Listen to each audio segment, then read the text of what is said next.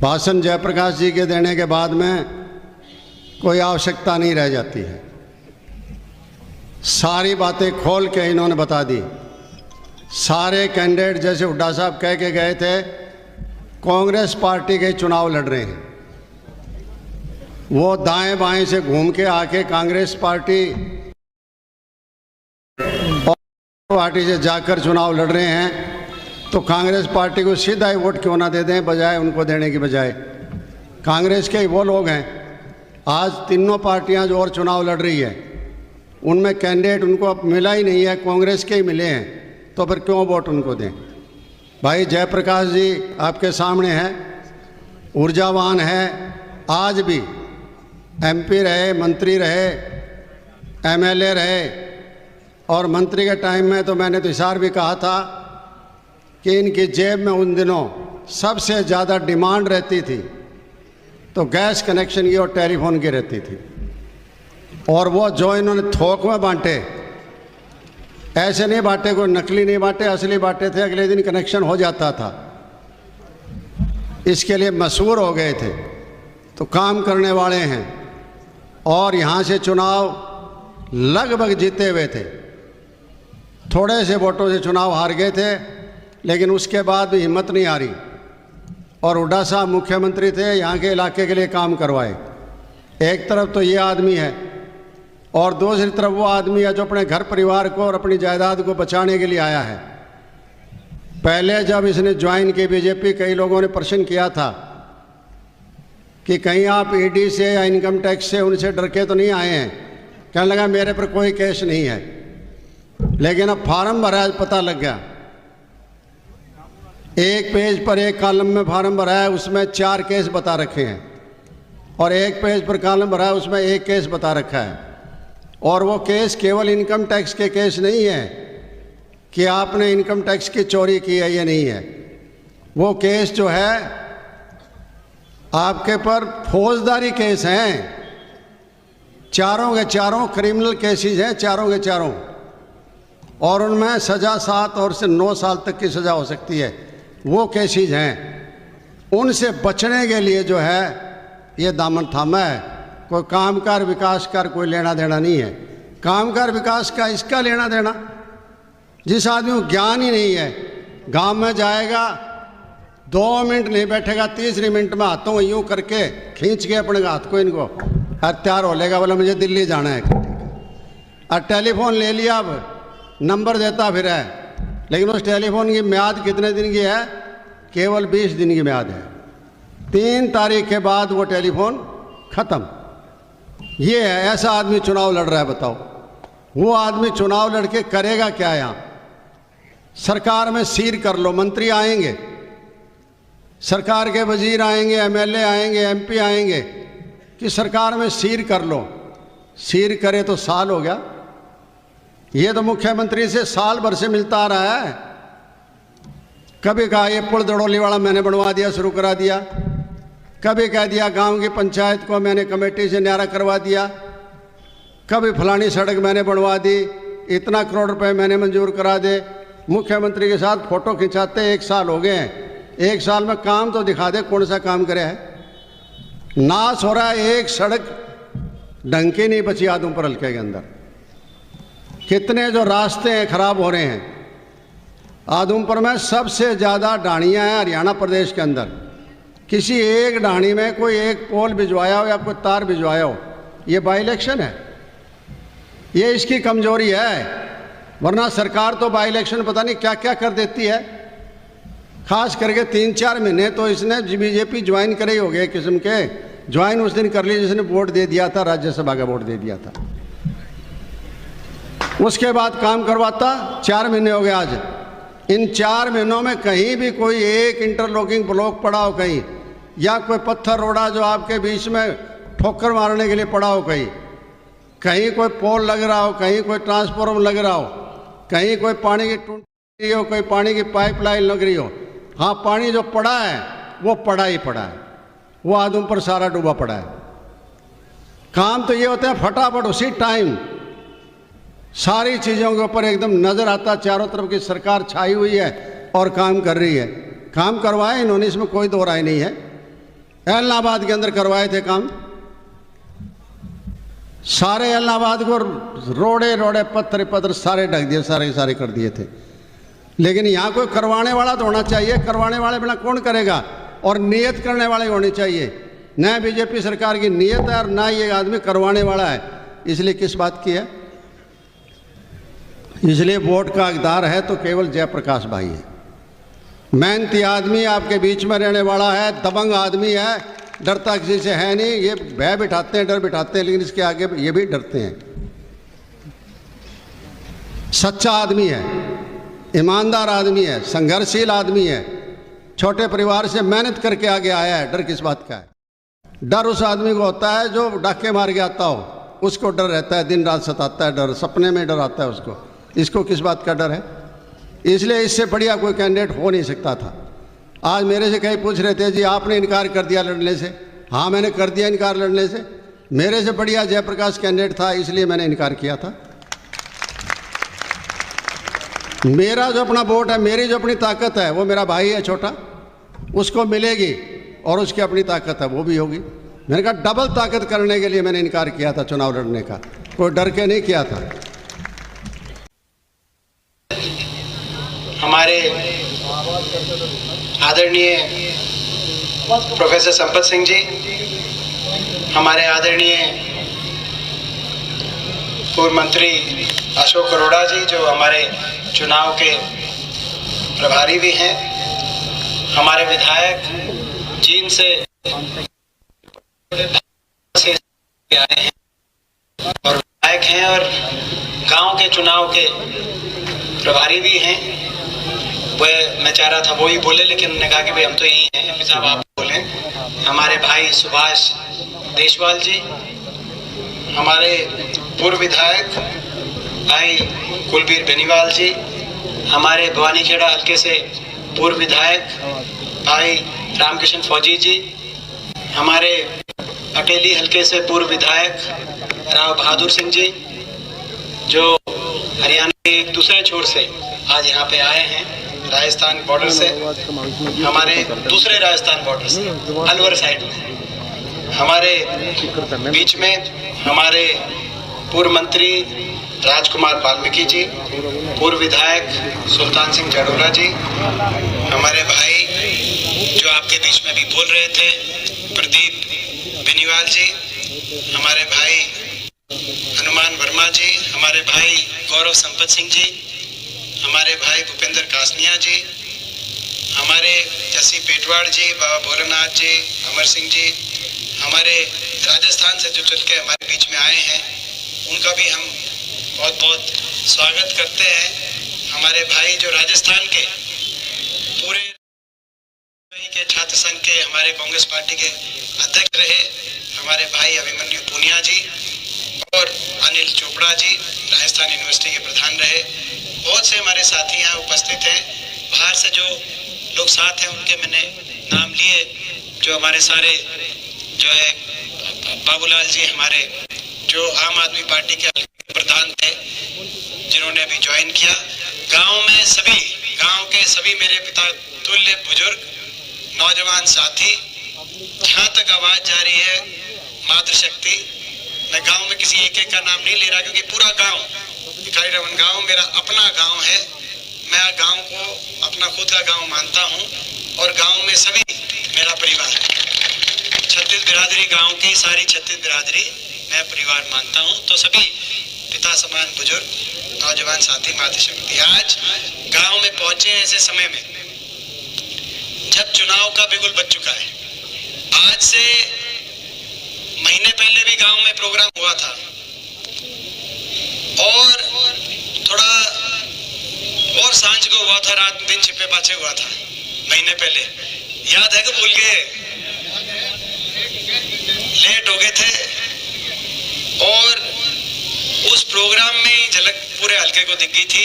उस प्रोग्राम में ये स्पष्ट हो गया था, अपने गांव ने फैसला कर लिया है, और इस बार बदलाव होगा, और ईद काले पीछे नहीं हटेंगे, इस बार तो बदलाव लाएंगे। ये बात हो गई थी, उसी दिन हो गई थी उस हफ्ते।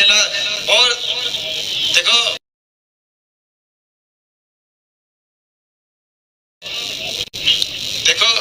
बीजेपी तो आज से मेरे प्रोग्राम शुरू हैं। पहले तो दफ्तरों के उद्घाटन थे, पहले तो पर्चा भरा था, उसके बाद आदमपुर बालसमंद में जो बड़े दफ्तर, इन दफ्तरों से तो दफ्तरों के उद्घाटन थे, गांव के प्रोग्राम नहीं थे। गांव का कार्यक्रम आज शुरू हुआ है। मैंने कहा भाई मेरा तो पहला गांव का प्रोग्राम है मेरा, और मैंने कहा भाई मेरा तो पहला गांव का प्रोग्राम कायरवन से ही बनाना। भाई मैं तो यहीं जाऊंगा, मेरा गांव है। भाई गांव से ये सवाल पूछेंगे कि क्या गांव साथ देगा, आशीर्वाद देगा? गांव का साथ आशीर्वाद तो आगे लड़ाई लड़ेंगे, यही होता है। भाई पहले ये बताओ, देख ली सरकार 9 साल 8.5 साल की खट्टर सरकार अपने देश में सबसे ज्यादा महंगाई, 750 किसानों को जान अपनी कुर्बान करनी पड़ी, ऐसी दर्द सरकार आपने देख ली। अब ये बताओ पूरा गांव बैठ के, भाई 36 बिरादरी, इस सरकार का लाइसेंस आप रिन्यू करके 5 साल का लाइसेंस और देना चाहते हो या बदलना चाहते हो इस सरकार को? भाई बताओ, इस सरकार को बदलोगे? एक बार हाथ ठा करके बताओ, इस सरकार को बदलोगे? तो भाई पहली बात। दूसरी बात, आपने यहां से विधायक भी देख लिए, इनकी कार्यशैली भी देख ली, लोगों से कितना इनका लेना देना है वो भी आपने देख लिया। ये केवल अपने स्वार्थ की राजनीति करते हैं, अपने स्वार्थ की राजनीति। आपको पता है क्यों बीजेपी में गए, मुझे ज्यादा कहने की जरूरत नहीं, सारी बात। तो भाई ये यहाँ भी जो विधायक हैं जिनकी इतनी लंबी कार्यशैली आपने देख ली, जो जनता से जिनका कोई लेना देना नहीं, ये मैं नहीं कह रहा, ये मैं तो बाद में कहूंगा। हम तो चलो, ये तो खट्टर साहब भी कह रहे हैं आज से 2-3 महीने पहले तक, जब तक बीजेपी ज्वाइन नहीं करी, उनके भाषण उठा के देख लो। वो भी ये कह रहे हैं कि इनसे कोई ऐसा विधायक हमने नहीं देखा जो जिन लोगों से, जो विदेशों में ज्यादा रहना पसंद करे, जो काम ना करे हल्के में, वो कह रहे हैं, बीजेपी वाले कह रहे हैं, सारे बीजेपी वाले कह रहे हैं। तो इनकी कार्यशैली भी देख ली। तो बदलाव, तो भाई बदलाव यहाँ भी लाओगे कि नहीं लाओगे, ये भी बताओ। भाई हरियाणा में भी लाओगे, मगर आदमपुर में भी बदलाव लाओगे कि नहीं लाओगे? तो एक बार हाथ खड़ा करके आदमपुर का भी बता दो, बदलाव लाओगे कि नहीं लाओगे? ये इलेक्शन है, 2 बदलाव है, कानून में बदलाव है, और दोनों बदलाव थोड़े कहीं को ज्यादा समझ। ये जो चुनाव आदमपुर में होने जा रहा है और ये चुनाव जो हरियाणा में होने जा रहा है, जिस बदलाव के लिए हम लड़ रहे हैं, ये बदलाव हरियाणा अगली पीढ़ी के लिए, आपकी हमारी अगली पीढ़ी के लिए, हरियाणा के भविष्य के लिए, हरियाणा ये मौका चूक गए तो आने वाले अगली अपने भविष्य को, अपनी अगली पीढ़ियों को हम जवाब, हमारे पास कोई जवाब नहीं होगा। थोड़े कहे को ज्यादा समझ गए कि नहीं समझ गए? ये इलेक्शन है।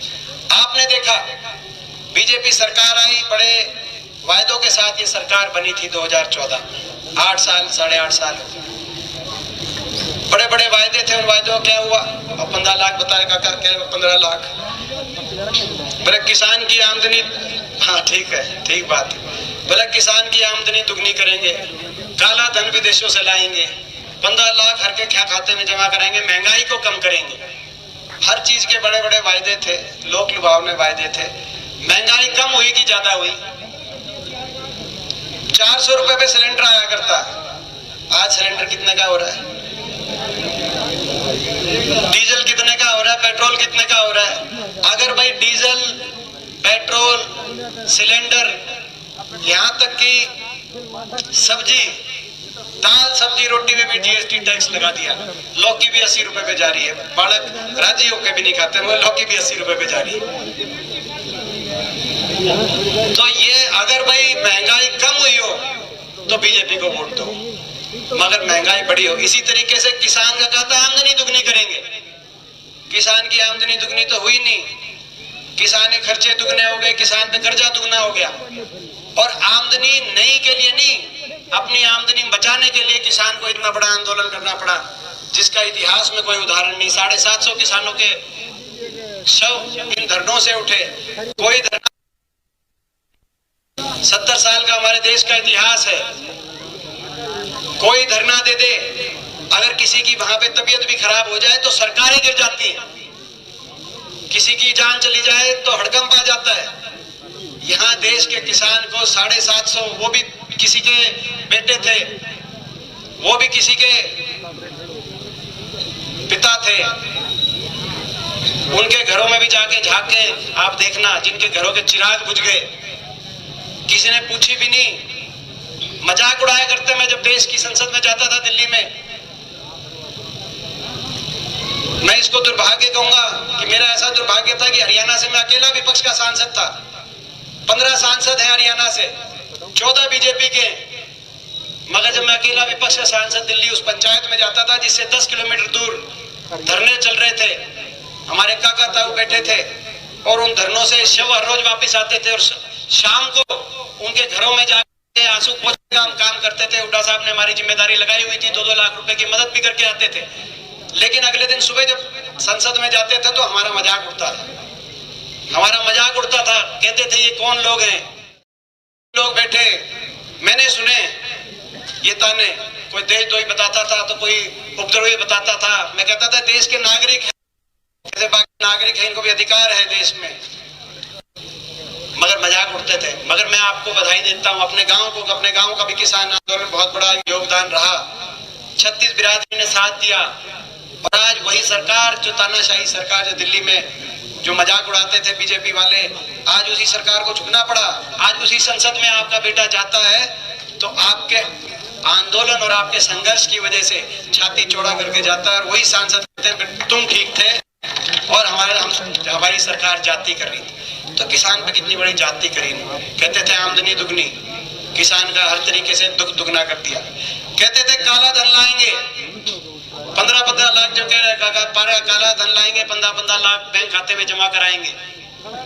काला धन तो लाए नहीं, लेकिन काले धन वालों को बीजेपी में जरूर ले आए। ठीक गलत तो नहीं कह रहा मैं।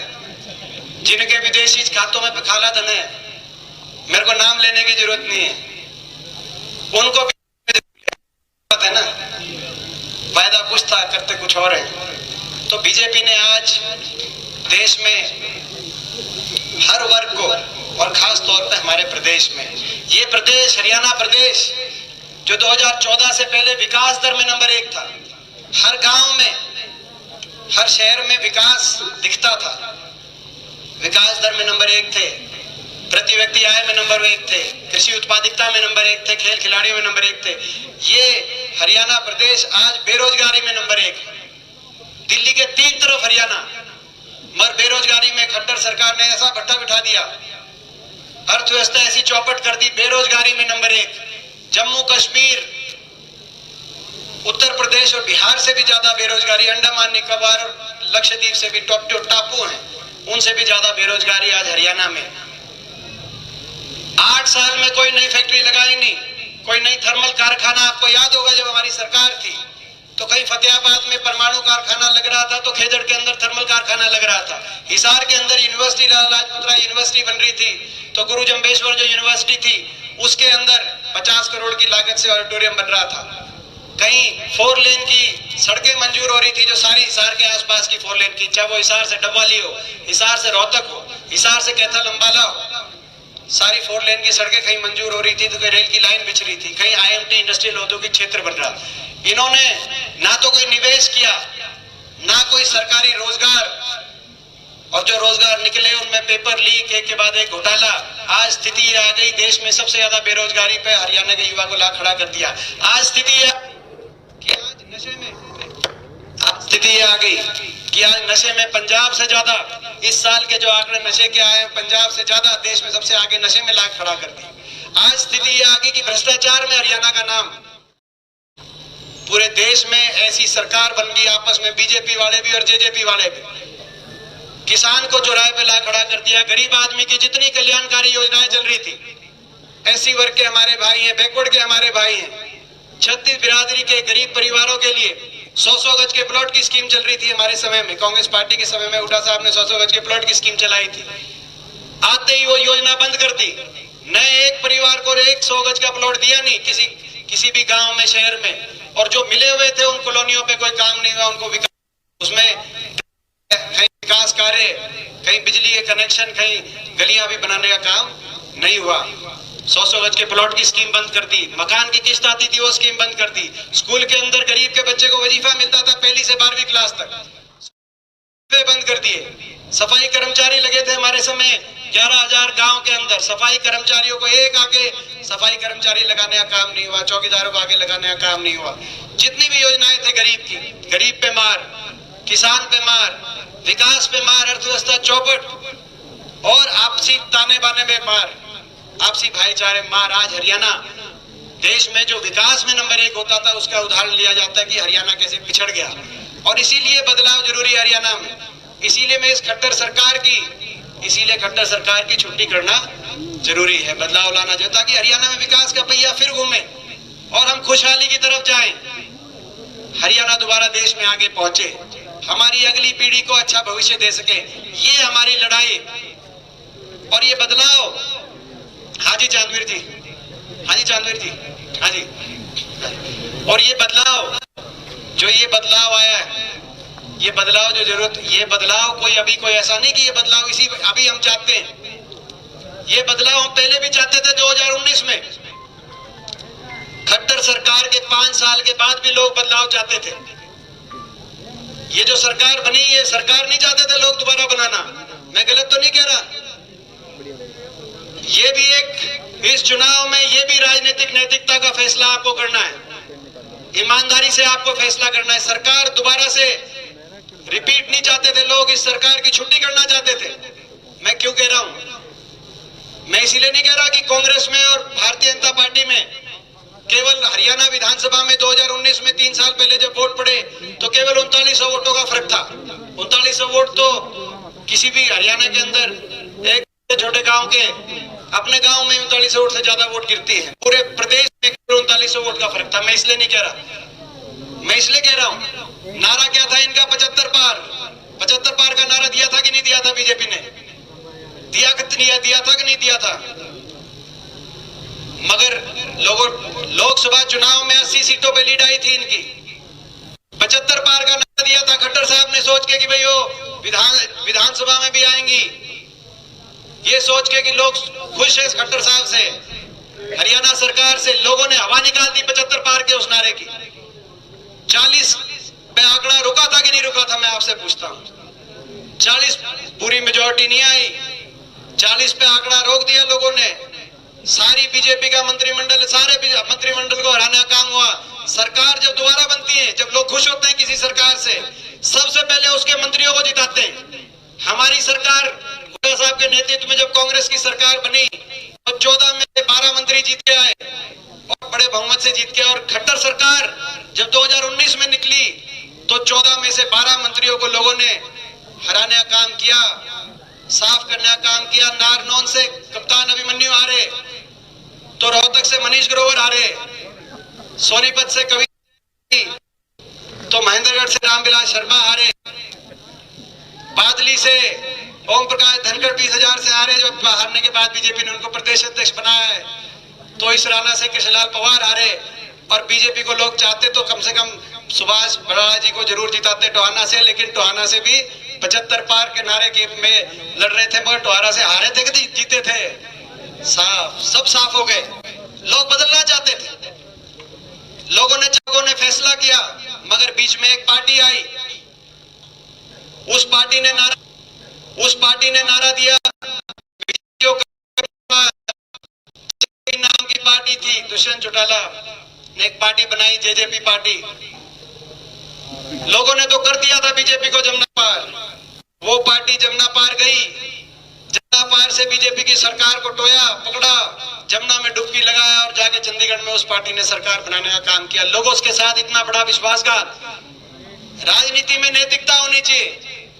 राजनीतिक में कुछ ना कुछ नैतिकता होनी चाहिए। कल को मैं आज कह रहा हूं कुछ और कल कहीं और भाग जाऊं, चाहे मैं किसी के डर से भागूं, चाहे लोभ में भागूं, लालच में भागूं, अपने केसों के डर से भागूं, किसी भी वजह से भागूं।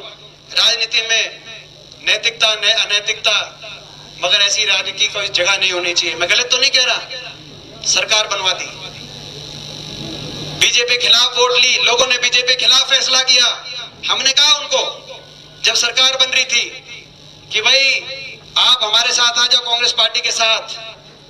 आपने बीजेपी खिलाफ वोट लिए, कहने लगे बुढ़ापा पेंशन। हमने कहा कांग्रेस में हुड्डा साहब ने हमारे घोषणा पत्र में पहला लिखा हुआ है कि 1 नवंबर 2019 यानी कि आज से 3 साल पहले 1 नवंबर 2019 5,000 बुढ़ापा पेंशन करेंगे पहली तारीख से। हमारे साथ आ जाओ। बोला नहीं, बुढ़ापा पेंशन हुड्डा साहब के हाथ पे नहीं दिलवाएंगे, कांग्रेस के हाथ से नहीं दिलवाएंगे, हम तो अमित शाह के हाथ से दिलवाएंगे।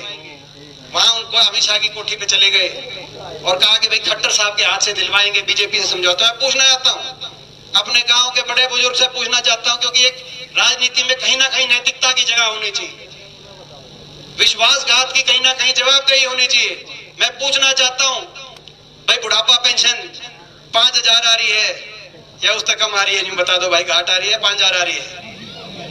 भाई एक बार जिस बड़े बुजुर्ग के खाते में 5,000 बुढ़ापा पेंशन आ रही है, उनका फर्ज बनता है, उनका धर्म बनता है कि वो बीजेपी को वोट दें भाई।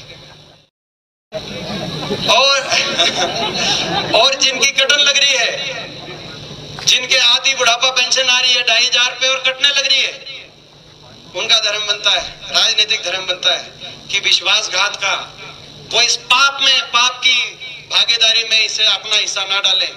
ये तो अपने राजनीतिक पाप छुपाने जा रहे हैं, उसमें हिस्सा मत डालो।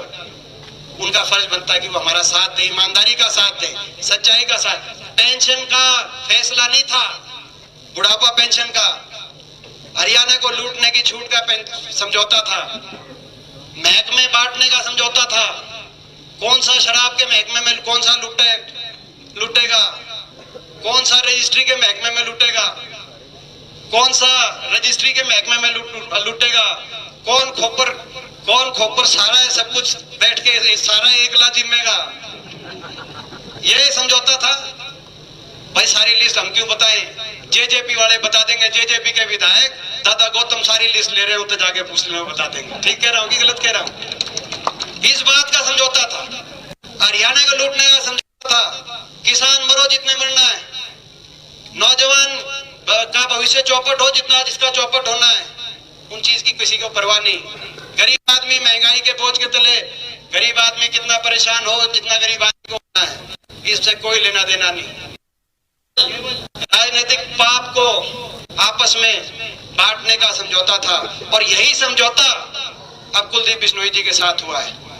राज्यसभा का चुनाव आया, मैं आपसे कहना चाहता हूं, राज्यसभा के चुनाव में आदमपुर के लोगों का कौन सा उस चुनाव में राज्यसभा का चुनाव आया, यही हिसार और सिरसा, ये जो हिसार और सिरसा लोकसभा के 18 सीट है, 18 सीट, इन 18 सीट में से बीजेपी के केवल 6 सीट थी।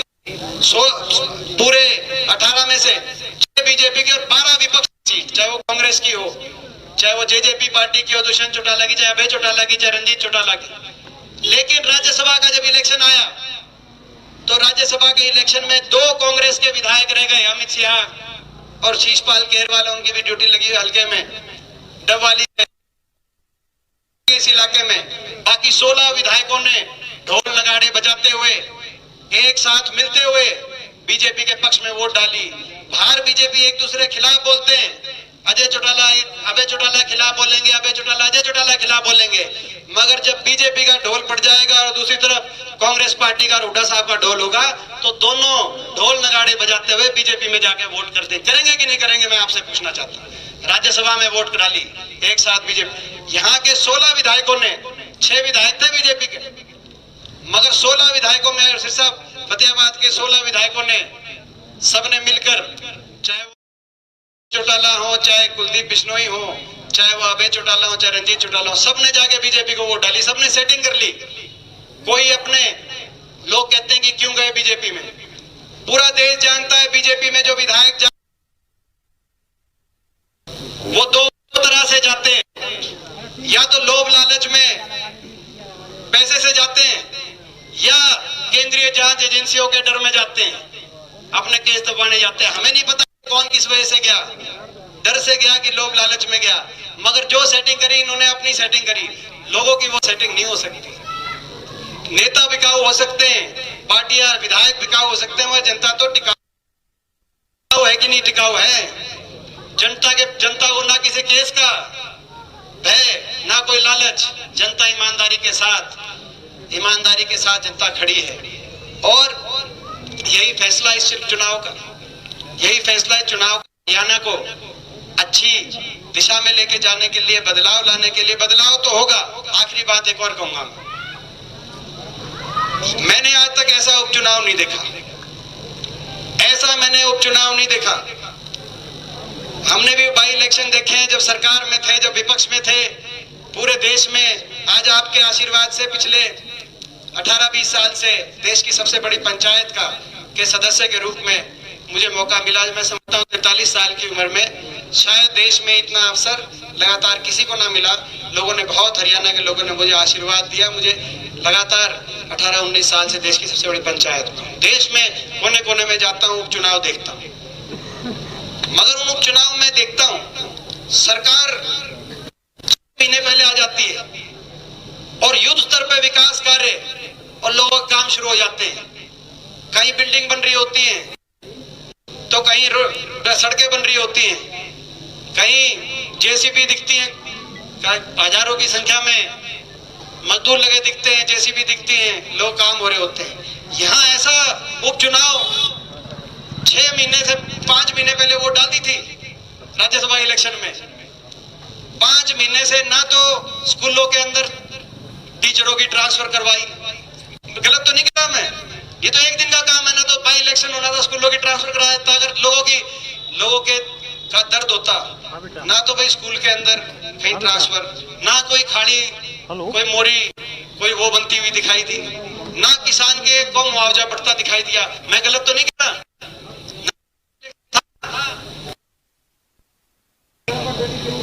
या तो सरकार चाहती या सरकार में इनकी चलती नहीं, अभी नहीं चलेगी, जब इलेक्शन था तो आगे कितनी चलेगी। और या ये इनको कोई परवाह नहीं लोगों की काम कराने की। ना तो स्कूलों के अंदर शिक्षकों की ट्रांसफर करा के ला पाए, ना स्कूलों को खुलवा पाए, ना कोई विकास कार्य करा पाए, ना किसान को मुआवजा दिलवा पाए, ना जो बड़े बुजुर्गों की जो पेंशन कटी है उनको कम से कम पेंशनों को बचा पाए। कोई इन्होंने 6 महीने में, 5 महीने में, जब ये 6 महीने में कुछ काम नहीं किया, साल के बाद तो इलेक्शन है, जीत लेंगे तो बीजेपी वालों में कितने काम करवा पाएंगे। मेरे कहने की जरूरत नहीं। बीजेपी वालों ने जब अपने मंत्रियों के ही काम नहीं किए थे, 12-12 मंत्री हार गए।